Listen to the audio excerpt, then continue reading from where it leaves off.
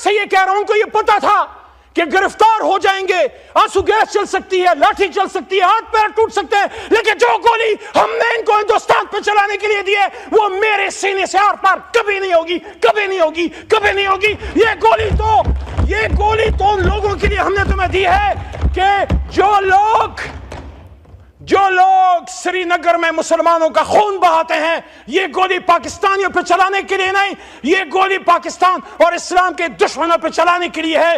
اور آج ہم سے بات کی جاتی ہے کہ بتاؤ، ہمارے پشتوں میں کہتے ہیں مڑم شمو پڑم شم، مار بھی دیا اور میں ہی گناہگار، اخمن در وجارم خپل انتخاب خپل انتقام پپر حرود کران غارم ز پختون چلک دمشم لک سمشم دا زری حساب بدر نغوارم۔ نکل آئے گا عمران خان بھی انشاءاللہ، 500 دنوں سے کھڑا ہے۔ ہم مذاکرات کی بھیک نہیں مانگتے، اگر تم سمجھتے ہو کہ اس کا اندر رکھ کے ملک چلا سکتے ہو، چلا کے دیکھ لو۔ ہم ایک مطالبہ کرتے ہیں، ڈی چوک کے خون کا انصاف چاہیے، ہمیں اور کچھ نہیں چاہیے۔ مجھے بھی ساتھ عمران خان کے اندر ڈال دو، 78 دنوں تک رہا ہوں میں۔ خواجہ صاحب نے کہا نا، میں اس بات سے ایگری کرتا ہوں، خواجہ آصف نے کہا کہ عزت سے جیل گزارنی چاہیے۔ 78 دن تک رہا ہوں، ایک ایسے آدمی کا پوتا ہوں جس نے پاکستان بنایا تھا، اس آدمی کے ساتھ جیل کا دکھ نہیں۔ جس کوٹلی میں 6/8 میں ممتاز قادری کو آپ نے رکھا، اس میں میں رہا۔ پشاور جو میرا اپنا شہر ہے، جہاں پلا بڑا ہوں، وہاں صوفی محمد کو، تحریک نفاذ شریعت محمدی کے صوفی محمد مرحوم صاحب کو جس 6/8 کی کوٹلی میں رکھا، میں بھی ادھر رہا ہوں۔ میں نے بھی کبھی یہ بات اسمبلی کے فلور پہ نہیں کی، لیکن آپ خواجہ صاحب نے بات کی ہے تو میں بھی کہہ رہا ہوں، ہم نے بھی جیل کاٹی ہے، جوان مردی سے کاٹی ہے۔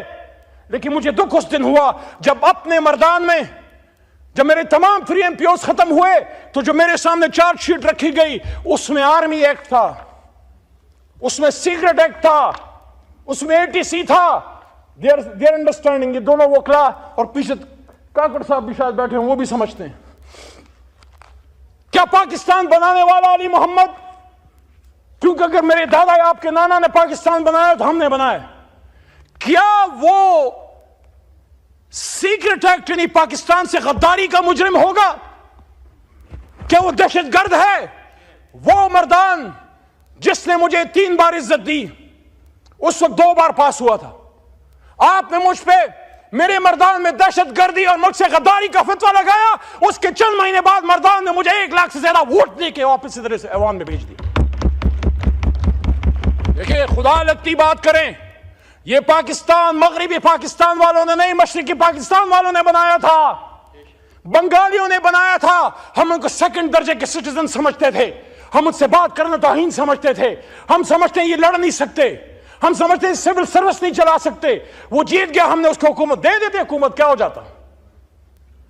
ہاں، غیر ملکی سازشیں ہوئیں، وہ کیا کہتے ہیں کہ دیوار کیا گری، میرے کچے مکان کی لوگوں نے میرے گھر میں، میرے آنگن سے یا گھر سے رستے بنا لیے۔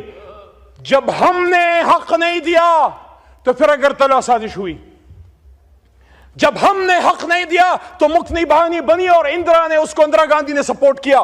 لیکن بنگالی یہ بھی تو اپنے آپ سے سوال کیجئے، وہ بنگالی جو ہم سے پہلے پاکستان زندہ باد کہتے تھے، وہ بنگالی پھر ہندوستان جا کے مکتی بانی کی ٹریننگ کون لے رہا تھا؟ ہندوستانی فوج کے عام ملٹری پرسنل بھی مکتی بہانی کے جامع میں آتے تھے۔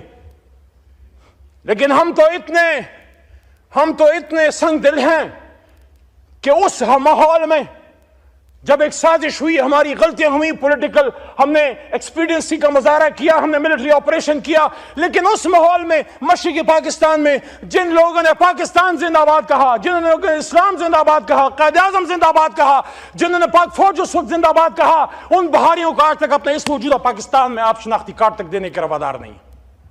پاکستانی تو مانو جس نے چلتی گولیوں میں پاکستان زندہ باد کہا۔ کہانی بڑی لمبی ہے، شارٹ کرتے ہیں 3-4 منٹ میں، آپ کا شاید ضبط اتنا نہ ہو۔ آرمی پبلک سکول، میں ہسٹری کا اسٹوڈنٹ ہوں اور چیزوں کو دیکھتا ہوں، میں میڈیا میں روز جاتا ہوں، 10 سال سے جا رہا ہوں۔ جب 16 دسمبر 2000 14 हो रहा था, जनाब राजा परवेज अशद साहब साबिक वज़ीर आज़म, आप भी जिम्मेदार होते पर, आपके दिल में भी दर्द है मुल्क का। उस वाक़े से चंद दिन पहले Indian security adviser Ajit Doval ने ऑन रिकॉर्ड कहा था, हम इस पाकिस्तान को सबक सिखाएंगे, हम इनको तकलीफ देंगे। शहरयार भाई बैठे हैं, इंटीरियर मिनिस्ट्री चलाई, इनको इन चीजों का पता है। क्या हमें वो दुख वो दर्द महसूस होता है? आंखों से आंसू चले जाते हैं, लेकिन वो माएं कहती हैं हमारे बच्चों को शहीद मत कहो। हमने उनको स्कूल शहादत के लिए नहीं, उनको स्कूल के बैग पीछे बांध के भेजा था। उन्होंने इंजीनियर बनना था, उन्होंने डॉक्टर बनना था, उन्होंने आपकी कुर्सी पे बैठना था। जनाब चेयरमैन साहब, उनको उस छोटी सी उम्र में मासूम शहीदों को, यह सिर्फ एक शहादत नहीं है, अगर हम इसको समझें, गैरत है बड़ी चीज जहाने तगदों में। चेयरमैन साहब, गैरत है बड़ी चीज जहाने तगदों में, पहनाती है दरवेश को ताजे सरेदारा। ये हिंदुस्तान ने हमारे मुंह पे थप्पड़ मारा था कि तुम्हारे घर में घुस के तुम्हारे बच्चों को शहीद कर सकते हैं, आधा मुल्क भी तोड़ सकते हैं, शहीद भी कर सकते हैं, और तुम लगे रहो आपस में एक दूसरे के कपड़े उतारने। To cut the long story short, hybrid की बात होती है। चलिए इस पे एक बात करके फिर इसी मजाकरात वाली बात पे आते हैं। बड़ी हाइब्रिड की बात होती है, वो मैंने उधर से शुरू की थी, बेनजीर साहिबा के पाकिस्तान आने के। मैं नहीं कहता कि हम 100% कोई ऐसी, मैं कहता हूं कि आसमान से फरिश्ते हैं, हमसे गलती नहीं हुई, लेकिन हमने अगर गलती की है तो 2011 के बाद की होगी। जनाब राना सनाउल्लाह साहब 30 अक्टूबर के बाद शायद की हो। 1988 में जब बेनजीर वजीर आजम बन रही थी, आप मुझे बताएं, उसके 2 साल बल्कि 18 महीने टू बी वेरी एग्जैक्ट, वो हाइब्रिड रजीम नहीं थी क्या? IGI जब बनी हाइब्रिड रजीम नहीं थी क्या? हमीद गुल साहब इज ऑन रिकॉर्ड कि उसमें जब उसामा बिन लादेन का पैसा इस्तेमाल हुआ बेनजीर के खिलाफ, क्या वो हाइब्रिड रजीम नहीं थी क्या?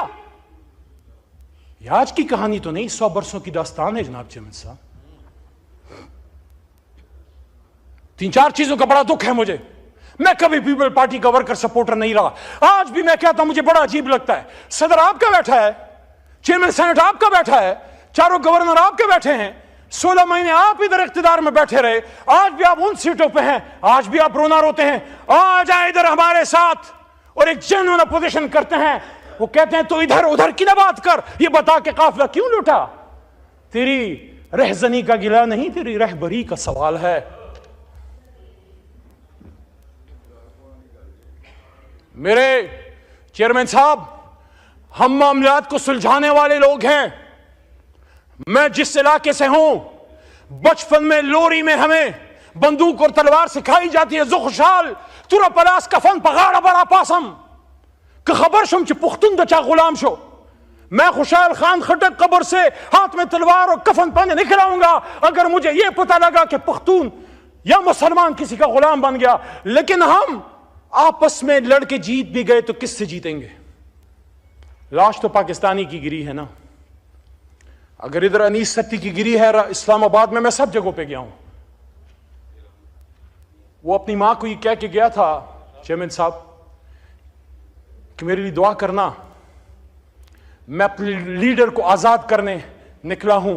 आपके भी लीडर के लिए लोगों ने अपने आप पे आग लगाई थी, खुदकुशियां की थी जनाब। हालांकि खुदकुशी इस्लाम में हराम है, लेकिन मेरे भी लीडर के लिए मरते वक्त उन्होंने खून से कैदी नंबर 804 लिखा है। Look at the commitment of the level of the workers of Pakistan Tehreek Insaf. Imran Khan को किसी ने अकेला नहीं छोड़ा।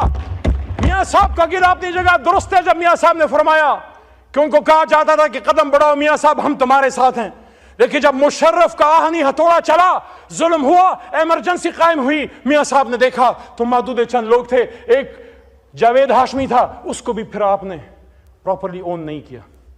लेकिन ये क्या करें, हमारा भी उसी तरह का दर्द है।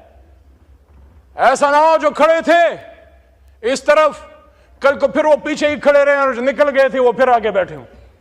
होता है, सियासत में होता है हुजूर। लेकिन वल्लाह हमने इमरान खान के लिए नहीं किया, हमने अपनी कमिटमेंट, अपनी गैरत, अपनी अना के लिए किया है कि कल को कोई असद कैसर को, वो जो आपकी कुर्सी पे बैठा होता था, सुलझू आदमी, आपसे हमेशा बात करता था, हमारी जमात से गाली सुनता था, उसको जब आपने उठा के अपने ही मैदान में आपने जेल में डाला, تو اس نے صرف عمران خان کے لیے نہیں، اپنی خود ہی اپنی انا اپنی غیرت کے لیے کیا کہ کوئی اسد قیصر کو یہ نہ کہے کہ سوابی کا بیٹا بک گیا یا ڈر گیا، کوئی شہریار خان آفریدی کو یہ نہ کہے کہ کوہاٹ کا بیٹا ڈر گیا یا بک گیا، کوئی نثار جٹ کو یہ نہ کہے کہ پنجاب کا بیٹا ڈر گیا یا بک گیا، اور یہ کوئی مجھے نہ بتائے کہ پنجابی خدا نخواستہ بزدل ہیں یا نکلتے نہیں ہیں۔ اس لیول کی فسطائیت آپ پختونخوا میں کرو، یہاں بھی کوئی نہیں نکلے گا۔ ہم نے تو سنا تھا کہ مائیں بہنیں سانجی ہوتی ہیں، یہ کیسی سانجی مائیں بہنیں ہیں؟ جب میری اور آپ کی ماں ریحانہ ڈار کے سر سے دوپٹہ چھینا گیا اور اس کو کھینچا گیا تو پھر سیال کوٹ کے ساتھ پورا پاکستان کیوں نہ رویا؟ اور آپ کیوں نہ روئے؟ آپ کی تو جماعت ہی خواتین کے حقوق پہ بنی ہے حضور۔